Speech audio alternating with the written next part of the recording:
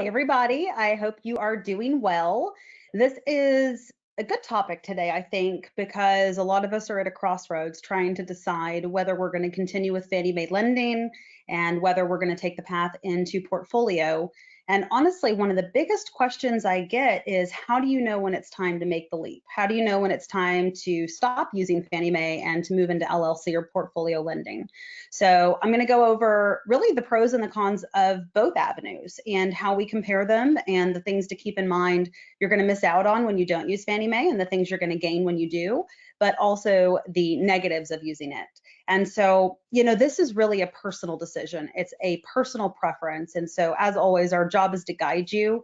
But at the end of the day, I think most people just have a gut feeling of what feels right to you. And most investors do start with Fannie Mae lending. And so we're going to talk about everything I can think of with Fannie Mae. And of course, along the way, if you have any questions, don't hesitate to put them in the question box and I will get to them as quick as I can. The next couple of weeks, we've got some great classes. On February 3rd, I'm doing a CDC moratorium update. So we're going to talk about revisions to the orders, what we see coming down the pipeline, and how we are navigating those challenges. I actually just got off a meeting with my management committee people from the association talking about how we're all navigating this and how things are changing on a day-to-day basis. And so as long as things are changing, we're going to keep doing these webinars. We're going to keep doing the updates. That way, you know what we know and all of the things that we are doing to try to make evictions and that entire process work no matter what they throw at us. And then next, we're going to talk all about sub 2. And a lot of you probably have no idea what that is, and that's okay because I've actually never talked about this before. So you're going to go Google it. I want you to have a little homework assignment. I want you to go Google what sub 2 is and then come ready to learn a whole lot about this unique way that you can buy property with less money out of pocket, but also understanding the risks associated. So it's an important thing to understand as we build investment portfolios, all the different options out there. And so as always, my job is to give you as much information and arm you with as much of it as I can so that you can make the best decisions for your investment portfolio. So we're going to talk about sub 2, and then I'll give you my personal thoughts on that as well. Now, as always, you can go on our Facebook page to see the upcoming events. And so when you go to the company page, you'll see the events tab right there, and that'll have the next month or two worth of classes. And then you can go to our website and go to our media page and watch all of the old classes that we've done as well. Or you can go to our YouTube channel and go to videos and you'll see the old classes there. And you can also go back and rewatch today's class. It will post probably sometime this afternoon or tomorrow morning. And then of course, as always, you can follow us on social media for updates and links to events and upcoming, and certainly as we get out of COVID, our mixers as well, which I'm very eager to get started back as soon as we can.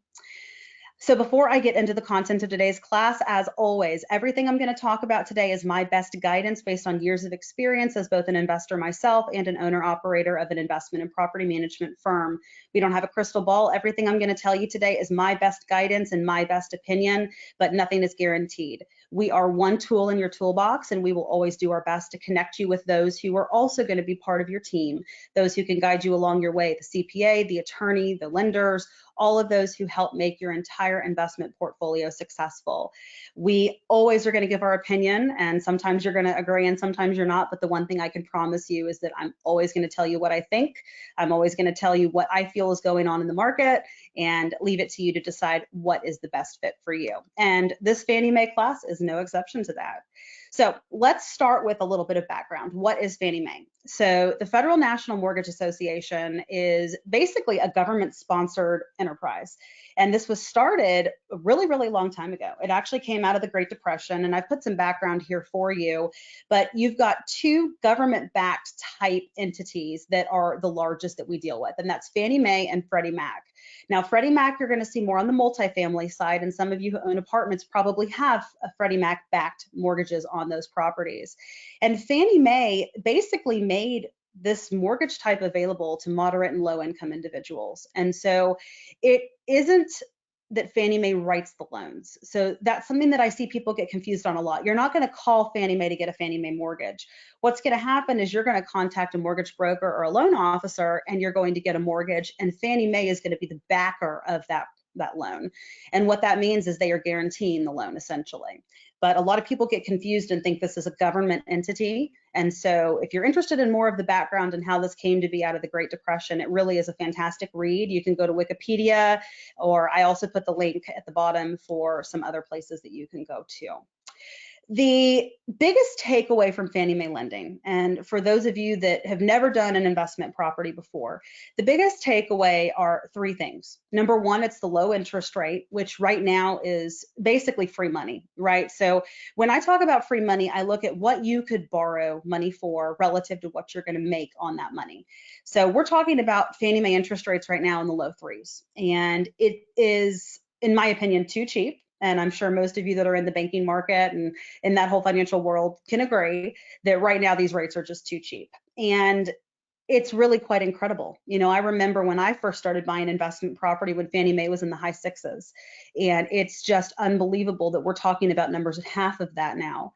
And so the thing about Fannie Mae, and what's hard to walk away from it at whatever stage of investing you are, is knowing that not only are you getting this incredibly low interest rate, but you're getting it for a fixed period of 30 years. And so when we look at the breakdown of a mortgage payment, there's a few things that we're looking at. Number one, it's the amortization of the payment, which means how many years of repayment do you have?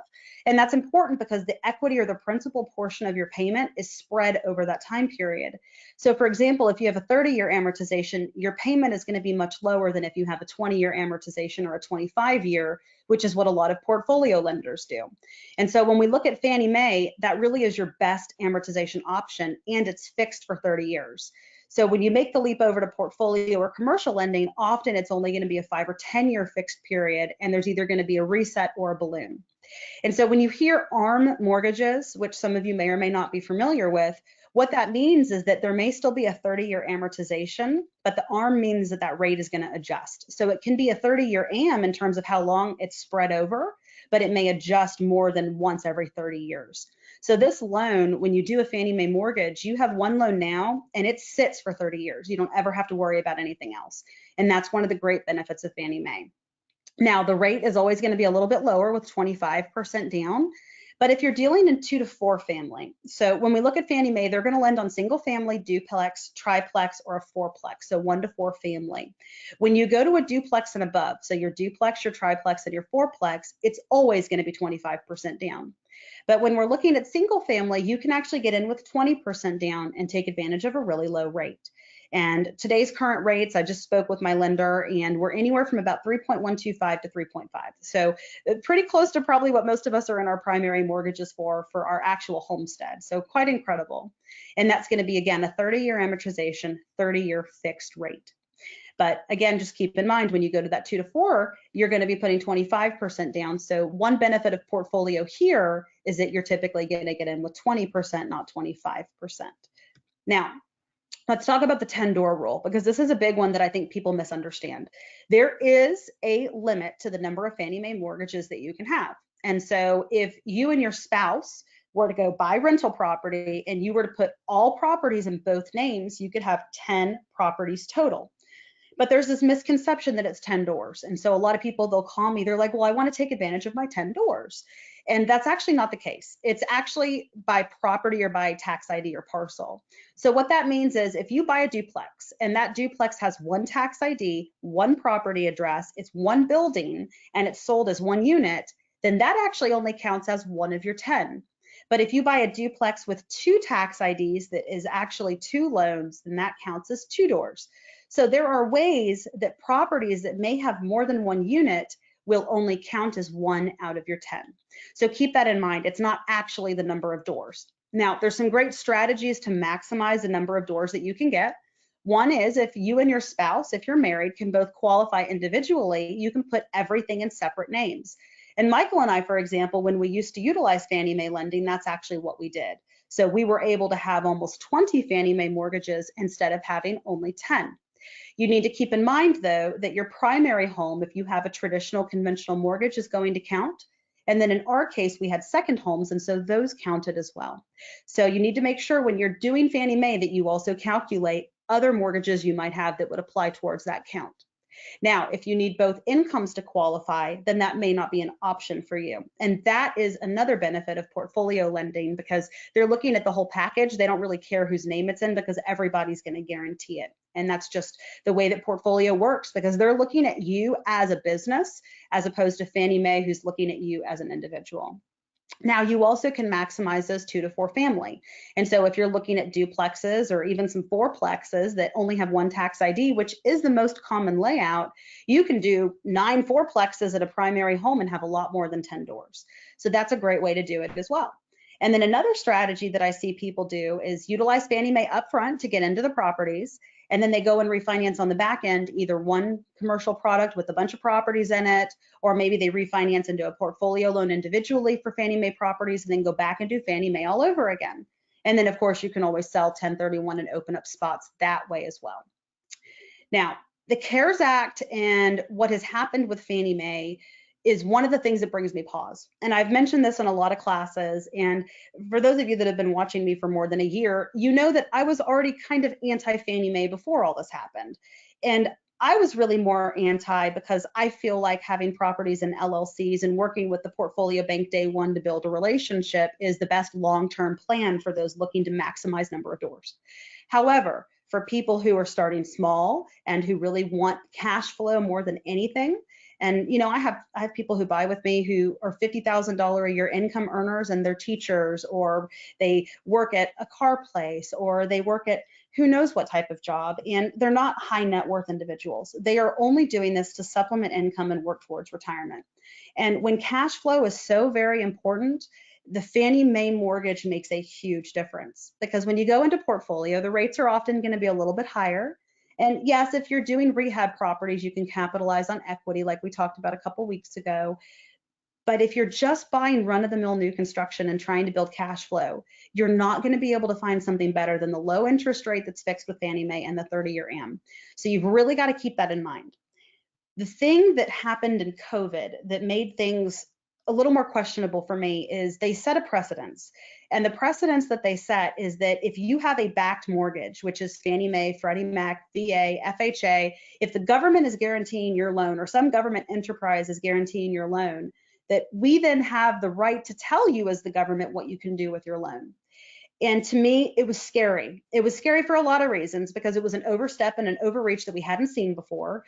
It was a precedent to tell me that, well, this time it was COVID, but what could it be next time? Next time there's a hurricane in an area, or there's a natural disaster or a terrorist attack or whatever that may happen.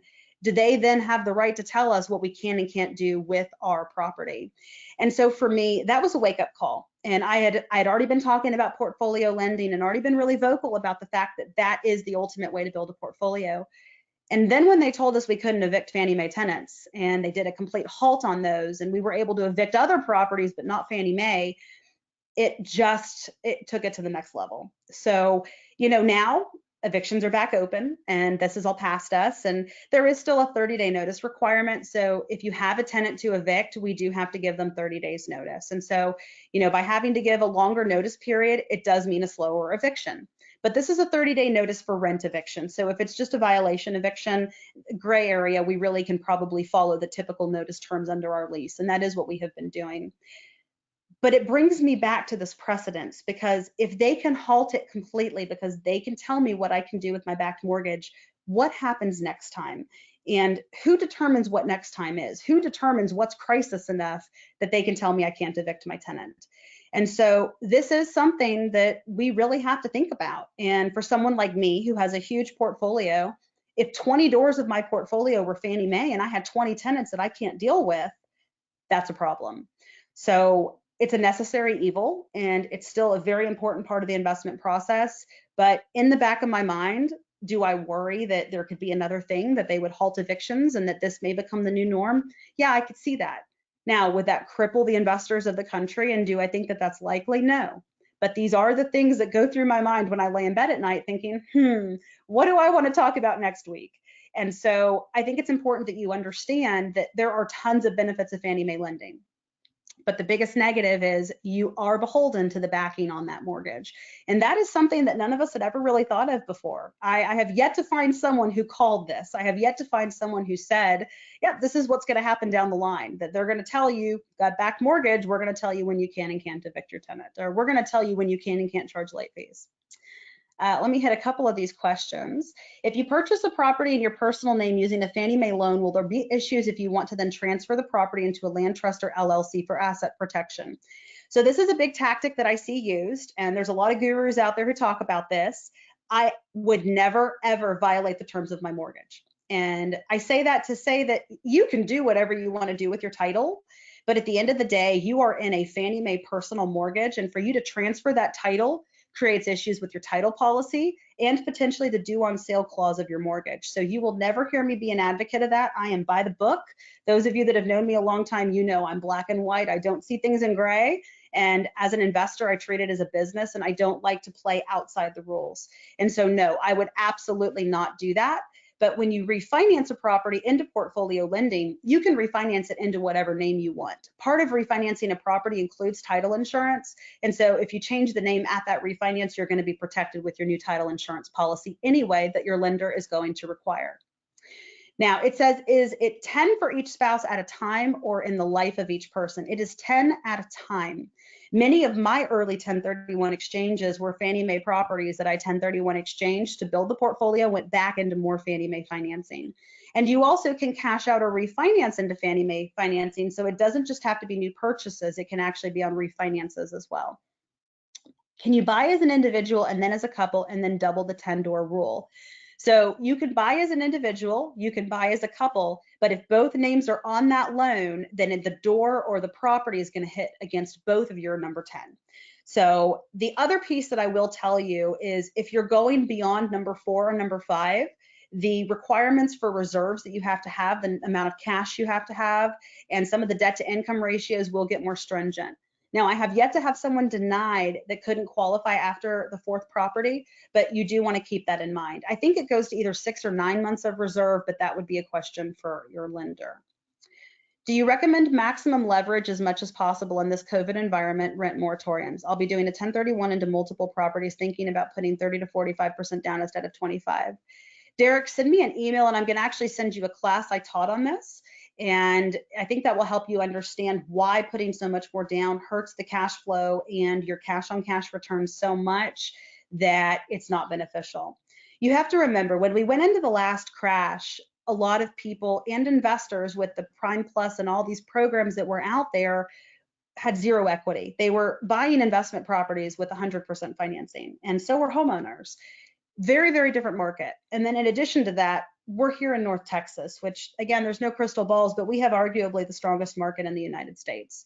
So no, I would not try to not leverage at 80% or 75% because number wise, it makes way more sense. Having that much equity tied up in a property goes against the entirety of the model that I teach. Now, do you have to do my model? Of course not. Does my model work for me? Yes. Does it work for 1,000 investors? Yes, but that doesn't mean it works for you. But if you're asking my guidance is this: take advantage of the great loan programs that are out there, make sure you have enough equity in a property, which 20% is plenty, and get the best cash on cash return you can, because that is how we all get to this path. And so that is really what we need to be looking at. I have a question. So doesn't the CDC moratorium apply to all mortgages? Yes, the CDC moratorium does. However, the CARES Act and the terms of the CARES Act that I'm discussing do not. They apply to the backed mortgages. So the 30-day notice provision is a backed mortgage requirement. So if you own a property in cash or portfolio lending, that then does not apply. I have questions about the moratorium being extended. Yes, it was extended, and we're actually going to talk about that in the upcoming class that I'm teaching. But really, the moratorium, it's not as crazy as it sounds, and that's one of the things we're going to talk about. You have to remember, there's a lot of ways that we can remove a tenant. Number 1, it's non-payment. Number 2, it's for holdover if they don't move out at the end of their lease. Number 3, for violations. If we need to get a tenant out, we're going to find a way. We're going to find a reason that they have violated that lease, because they have violated their lease. And then that moratorium order has specific requirements that the tenant has to do. They have to attempt to make partial payments. They have to make attempts to get assistance. There's lots of things that they have to do. And if they're not following that, most of the time we are able to challenge those orders and win. Now, things are changing on a day-to-day basis, and we never want to get into a position where we have a tenant with a CDC certificate. But I can tell you that we've maybe had a few dozen of those filed in total, and across a portfolio our size with the number of properties we manage, it's a very minuscule percentage. And so that's important to keep in mind too. Just because this is available doesn't mean people are using it. You have to remember, this is not a forgiveness of rent. This is not a complete abatement of rent. This is a delay in rent. And so all of these people who are choosing to do this, they're still going to owe the money at the end. And so those of us that have good credit and have good finances, we're not going to take that chance and not be able to repay that at the end. And that is why we're seeing so few tenants take advantage of that. I learned recently that Fannie Mae Service Guide section D141 and 02 allows you to transfer into an LLC. And that's actually really not true. There are specific requirements of things that can happen, but your title policy is one of the biggest issues with that. And so I want to make sure that you talk to an attorney and talk to your title company, because they can go over that with you as well. And again, there's a reason that we all don't do that. There's a reason that if we wanted in an LLC, we directly buy in the LLC. There's a lot of ways that people try to do loopholes and things that are not necessarily within the confines of what the agreement really should be and what the title policy should be. And again, we don't like to operate in that gray, but I would talk to a title company before you do anything, and talk to your lawyer. If you don't transfer your Fannie Mae property into an LLC, what strategy do you recommend? Well, if you get to 20 doors, you're obviously doing well, and you're obviously following the model and doing exactly what we talk about with building the portfolio. And at that point, you're also in a place where asset-wise, you want to protect yourself with an LLC and some separation as well. So if you're at a point where you've got 20 doors and millions in real estate, Fannie Mae is no longer going to be the big concern for you. Protecting yourself is a concern, and maximizing your cash flow and equity. So whether you go to 20 doors with Fannie Mae or 10 doors to Fannie Mae and then go to commercial and portfolio, or whether you do it day one, to me, I see the benefits and the pros and the cons both ways. I personally am not using any more Fannie Mae. The moment that the eviction moratorium came out and the CARES Act came out to affect Fannie Mae, Michael and I decided we would never take advantage of the 20 doors again. And I actually am in the process of selling my last 2 Fannie Mae's, which I could have refinanced them, but I think I was at 50% ARV, which is why we decided to sell. So I will not be doing Fannie Mae again, so long as there are other options out there. But I'm in a different position than a lot of you. And so I have many, many clients who will only do portfolio lending. They don't want things in their personal name, and that's fine. But again, there are those of us who are just looking for cash flow and just looking to supplement an income. And in that case, Fannie Mae is extremely important. And it's also very easy for newcomers. You know, if you're a brand new investor, you're going to get a lot further with Fannie Mae than you are day one going to a portfolio bank. And so again, it all depends on your situation. And if you ever have a question and you want to talk through it, you can always reach out to Jason, Chelsea, or I, and we will talk through it with you to help you decide what the best path is. Is portfolio lending available in Florida? I'm sure it is. I don't work in Florida. I'm not licensed in Florida. And so my contacts do not work in Florida. I have commercial, conventional lending rather in Florida, but I don't have any type of contacts for something like that in Florida. If you're looking for a second home in Florida, I do have a contact for that. Does a HELOC on any Fannie Mae loan count as an additional loan? So a Fannie Mae loan is a Fannie Mae loan. A HELOC is different. And so you would need to talk with your lender about how that's reporting on your credit. I am not a fan of HELOCs. With rates where they are right now, there's really no reason to be doing a HELOC. But again, if you want to reach out about specific circumstances, I'm happy to discuss that with you. So that is really the pros and cons of Fannie Mae lending. Pretty simple, right? Not my typical hour and a half class, but it really does boil down to what feels right to you. You know, everyone understands that Fannie Mae is going to have the lowest rate and the longest amortization. They also understand it's in your personal name. And so the things that we have to think about is, when you take a shorter amortization with portfolio lending, you're not losing that money. You're just paying down your principal faster. So for someone like me who cash flow is not the #1 goal, I don't really care whether I'm paying it to principal or whether it's going to my bank account. As long as I'm not losing that money, that's all I care about. And the rate difference isn't that large. And so for me, asset protection is key, and buildability is key. Being able to build the portfolio and increase the portfolio at the rate at which I buy. And, you know, for those of us that are buying property and doing the 1031s and building and doubling, Fannie Mae is not going to get you very far. So for those of us that are really actively building a portfolio, this is a 2-year problem. Typically 2 to 3 years, you're done with Fannie Mae, you're out. especially for those of us who start with a significant portfolio. You know, the clients that come to us and buy 5 or 6 over the course of a year or two, they're going to get through Fannie Mae very quickly. But for those who do 1 a year, you're going to have many, many years of being able to utilize Fannie Mae. So again, it's 100% about what feels right to you and what feels like the best option. For those of you asking for contacts for portfolio lenders, email me and I will give that to you. There's my email address. And then let's see. So how do you use an LLC to purchase 20 homes if you're a high net worth individual? I purchase 20 homes every couple months with an LLC. So if you're high net worth and you have a good income and you have good credit, there's so many portfolio lenders that are going to work with you that we can connect you with. It'll be a long time before you hit a max. And even those of you that don't have high net worth and don't have great income, but you're well qualified, you're going to have no problem either. They may start with approving you for 3 or 4 and then maybe 3 or 4 more. And we have more than one portfolio lender. You know, that's the great thing. It's not like all of our eggs are in one basket. So if one isn't willing to lend you $2 million, then we take you to another one and you work with both. So portfolio lending is like handshaking. It's that family owned and operated hand-holding feel, exactly like what we try to do here. And it's another reason why it's a great fit. And even the Fannie Mae lender that we use is just incredible. So both of them can just be fantastic. Another question about the CARES Act does not apply to the cash buyer. No, so the 30-day notice requirement is specifically to backed mortgages, and those same backed mortgages are the ones that had the complete eviction halt back until summer. And so the terms that are left over of the 30-day notice requirement do not apply to those of you that own your property in cash or have non-backed mortgages. And again, the most common backed mortgages are Freddie Mac, Fannie Mae, FHA, VA. So they're going to be government backed or government enterprise backed. So the past classes are available on the YouTube channel. They're available. You can go back through the Facebook page to see what we've done. But if you want to actually go watch them, you've got to go to YouTube or go to our website, or you can email marketing@OmniKey Texas, or you can email me at the CEO email and I can forward that over to her and she will reply back to you with the links where you can access all of that. But our classes are all audio listen on podcast and then also YouTube and our website as well. I'll do a last call for questions here in case anybody has anything else, but as always, if you have a specific situation that you want to discuss or if you have any questions for me, you can always reach out to me or the investment team after, and of course we will do our best to guide you as best we can. Let's see, you said interest is good, HELOC is not a good idea, then refinance. No, so here's the thing, why would you pull out a HELOC just to have to go refinance your primary on the back end, including the HELOC? And when interest rates are as good on primary mortgages right now as they are on HELOCs, why not just do one big primary mortgage? And this goes back to the free money discussion that I started with earlier.